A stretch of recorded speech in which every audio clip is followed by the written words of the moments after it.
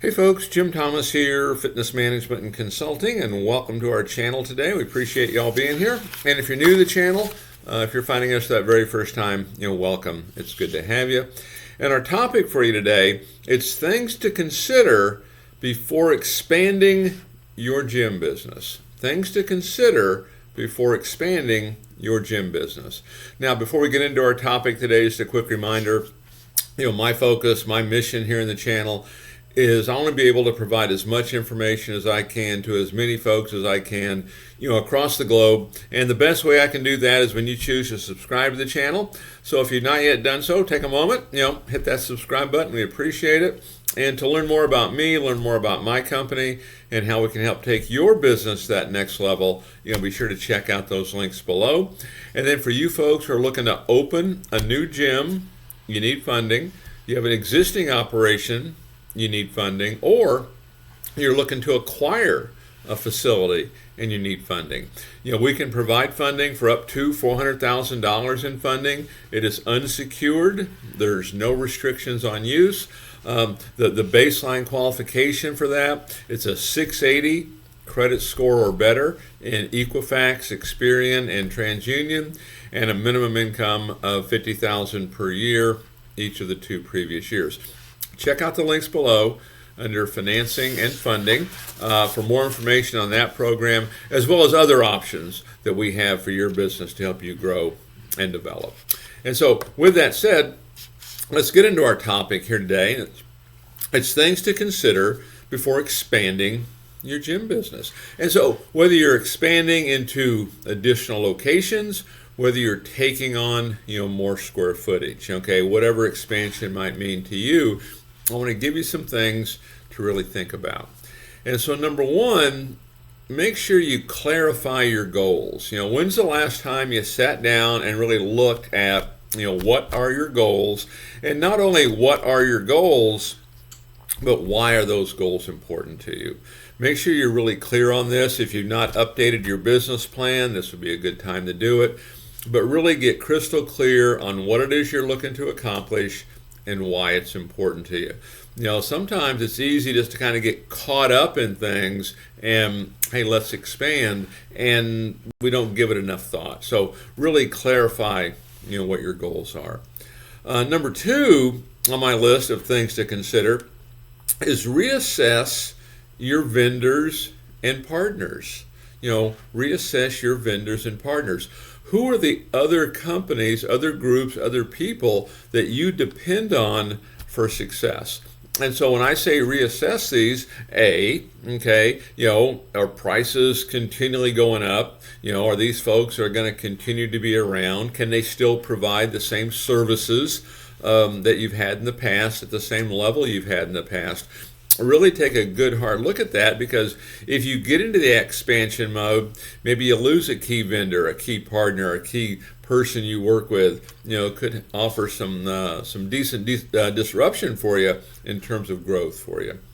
Number 3, we talked about this here at the onset of the video, but consider your financing options. You're going to expand.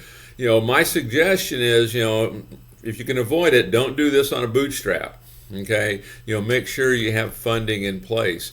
And you again, check out the links below under financing and funding. We can help with this.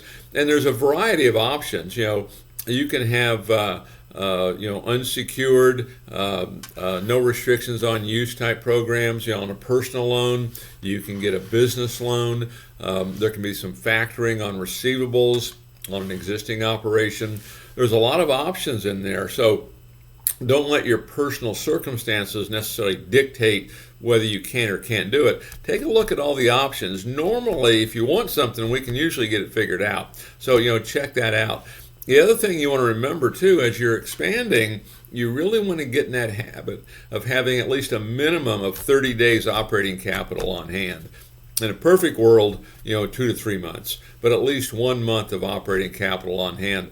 You go out there and you start to bootstrap this, you don't have your financing in place, don't have your money in place.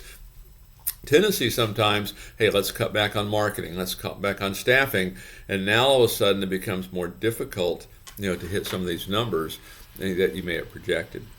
Number 4 on my list is conduct market research. Okay, you're going to expand. Okay, if you've not done this for a while, go out and do it. Okay, check out your competition. Okay, what are they doing well? What are they not doing well? And really, most importantly, what are they not bringing to the marketplace that's needed? What are they not providing to the consumer that's needed? Are they simply selling memberships? Are they simply leasing space? Are they doing something better than that? Okay, really understand what's there, because ultimately what you want to be able to do is you want that differentiation. What can you bring to the marketplace that nobody else is? This is going to help you command higher prices. It's going to help you, retain your existing customers. So make sure you know what's happening in that marketplace. And then finally, number 5 on my list of things to consider, before expanding your gym business, make informed hiring decisions. Okay. Now, to me, this is maybe the most important thing when you're getting ready to expand. What you have to have in place is your personnel. You have to have your people. Your people are your brand. Your people are what makes this happen. And if you don't have a recruiting, a hiring, a training, an onboarding process in place, you want to get one, and you want to get it as soon as possible. Because nothing could be more devastating than you decide to expand, and maybe now you lose a key person, which will happen, but who's ready to take that person's place? A lot of times when clubs lose a key person, they take a real big step backwards. And so not only are you making informed hiring decisions, but what kind of training processes do you have in place? If you're going to expand, you need some kind of a process to really be developing people and getting people in there, because ultimately that's what's going to make all this work for you.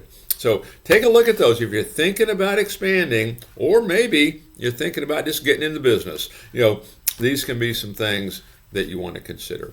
So folks, again, my name's Jim Thomas. My company's Fitness Management and Consulting.